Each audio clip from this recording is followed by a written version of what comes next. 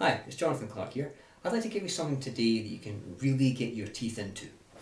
You maybe heard me talking about this on one of my audio CDs on a live seminar, but I want to show you some really eye-opening information that will shed new light on things that you see happening every day in life, but maybe you hadn't noticed before. Now, in the NLP practitioner course I'm running at the moment, one of my students said to me, "How do you find the time to do all these projects and read all these books that you read? How do you keep up with it all?" And that got me thinking, and that's why I've decided to shoot this video for you now to answer that question and deliver some value to you at the same time. See, my work is all about working with perception and learning, and that's what this video is all about. It's about perception. See, we live in a world of preception, with laws and rules and legislation. Governments, councils and associations very rarely reduce the number of laws. Now, the ancient civilizations favoured conception, ideas, creativity. Now, evolution and personal growth doesn't really have any rules, although it does follow a pattern. And philosophy itself can often lose its foothold in the real world. If you want to make a change in someone's thinking, feeling or behaviour, one-liners and clever philosophy rarely does it. Knowledge will cover a lot of ground, but it won't cultivate any of it. It's perceptual shifts that need to occur. Change your perception and your world changes. Now, do all people perceive the world the same way? Of course not. And here's a way to illustrate the point. Grab a pen and a piece of paper and I'll show you something. Go on, I'll wait for you. Grab a pen and a piece of paper, do that now. Now, write your name out with your preferred hand as you would normally, your full name.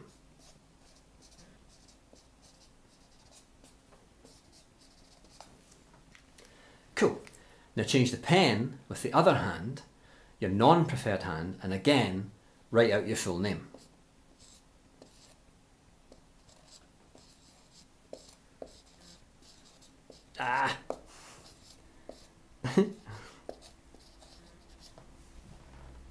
Now, what did you think and feel as you signed with your non-preferred hand? The task was probably really awkward and you stuttery, right? And it probably took longer and it needed more effort, and the end result isn't great. Now, when you learn how to learn in your preferred style, the way that suits your brain, it's like writing with your preferred hand. It's just easy, it flows, and it's quicker. So if you're having to set exams, or you're keeping up with work material, or you want to delve deeply into a new hobby or a passion, imagine if it was easy and it flowed and it was quick. Would that be useful to you at all? Now, here's the fun part. Your nervous system favours one or more out of your five senses over all the others, and that actually determines how you receive external information. Now, words are important. Verbal language is the most useful way to communicate information, and until you open your mouth, I'll learn very little about your values and your beliefs and your memories, but once you start talking, Zig Ziglar once said, you can never rise above your words. So living in this scenario, imagine a couple living together. She's very visual, and he's very touchy-feely. She comes home from a social event dressed to the nines, looking immaculate.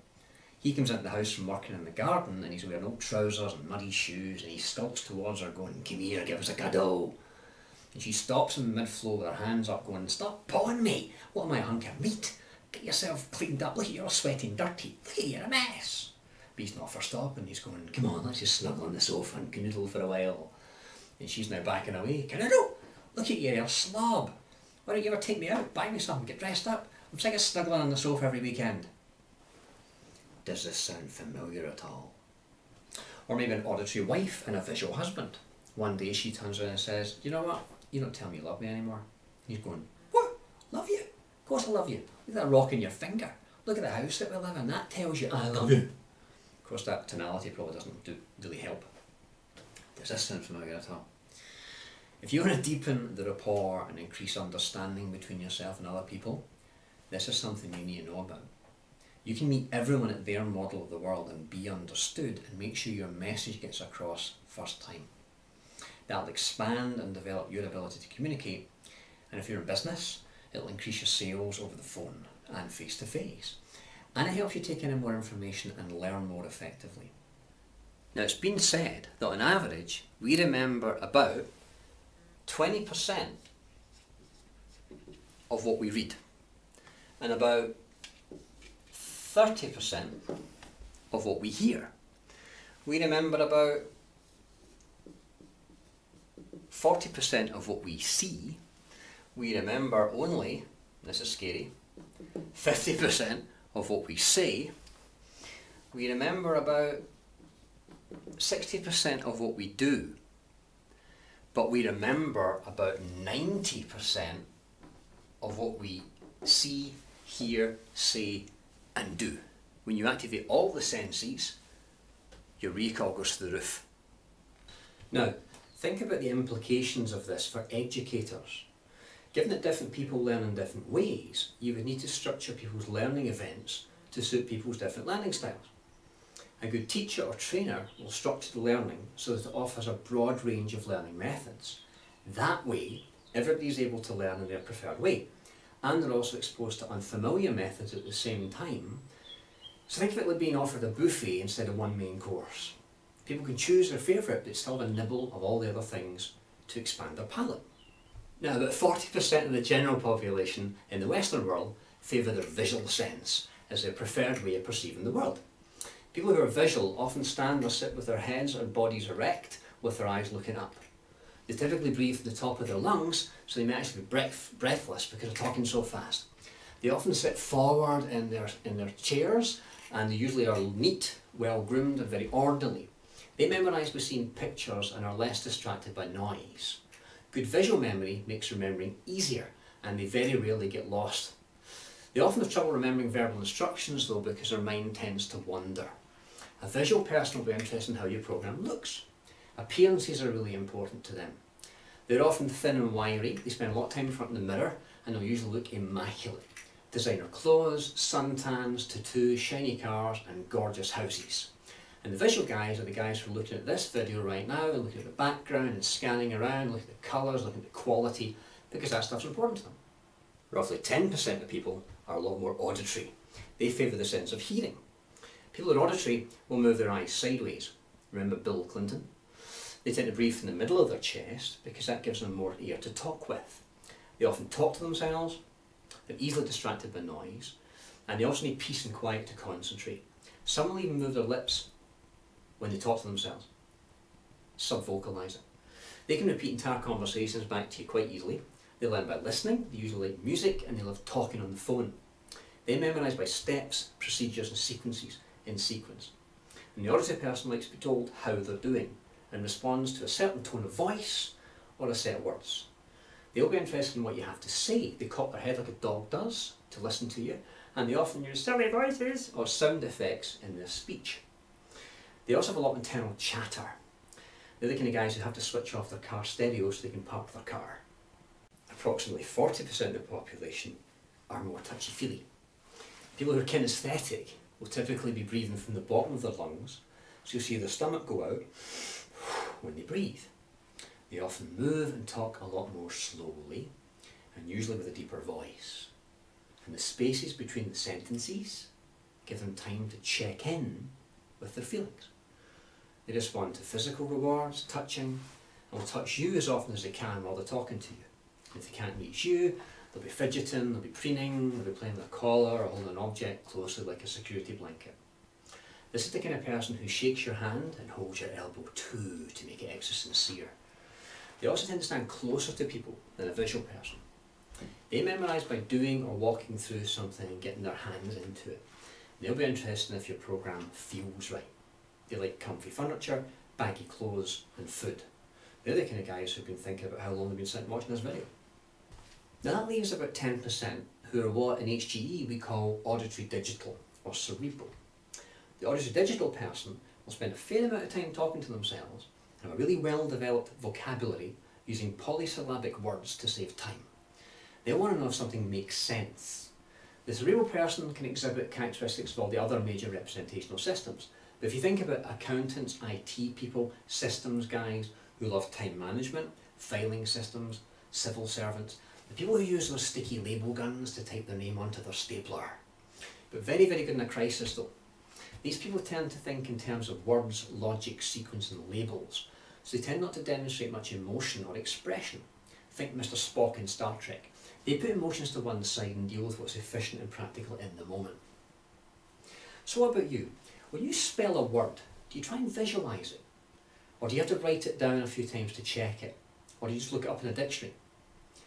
Do you prefer to memorise by writing something out repeatedly? Or do you repeat words out loud over and over and over again? Or do you need to do things repeatedly to bed them in? I've included a small quiz below which you can download, which will help you determine which is your preferred sense. And you can give that to friends and family so that they can ascertain where they are. Just download it. Each of these 4 categories perceive the world differently, and they give it away in several ways, including the words that they use. And we call these words predicates, which are keywords that tell you and let you see which sense they prefer if you listen carefully. Okay? The presentations and training courses would ideally use all 4.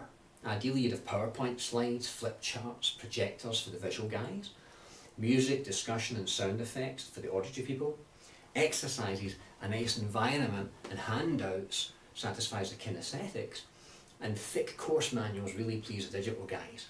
You can always tell the digital students because they take the course manual home and read it. A good classroom lesson will use all 4 systems because then that meets all of the learning styles in the room and it makes it much more interesting for the trainer too. You might also want to use the modality appropriate to the subject you're teaching. If you're teaching baby massage, for instance, you probably want to teach it kinesthetically. Yet your students will have different preferred representational systems. So I said earlier, it's best to cover all 4. Use videos, handouts, discussions, hands-on exercises. That way everyone will get it. And after a while, you'll be able to tell what modality someone's in. Listen to the keywords and the questions and use the modality appropriate to that person. Now, if you're looking to increase the communication between you and other people, match their preferred method of representing the world in your own speech, in your own language. So with visuals, I would talk faster with my tonality higher. I'd move faster, I'd be more expressive, I'd use frequent gestures. I'd also want to make sure I looked my best. My car or office was clean. I made lots of eye contact. Showing them visual aids or a laptop presentation would match that. Complimenting them on their apparel or their grooming might also be a good idea. Naturally, I wouldn't want to make a spectacle of myself, so I'd paint word pictures to expose any fuzzy thinking. With auditory people, I would probably alter my voice tone, slow down a little bit, and make sure I sounded more like them. I tried to make the environment quiet and peaceful with a minimum of distractions, and I turned my mobile phone off. Lots of verbal feedback would reassure them and put them at ease. And to harmonise them, I'd compose a well-tuned message that they could resonate with. Kinesthetic people, they need careful handling. I'd have to slow down, talk more softly, sincere handshakes or pats on the back would be appropriate, and be prepared to give them time so they can really get into their feelings and their emotions, and you might need a box of tissues nearby if necessary. I'd also make sure their environment's comfortable, soft settees or easy chairs, and we grab the chance to get in touch with any opportunities to connect. Cerebrals will expect an agenda and from decisions to be made.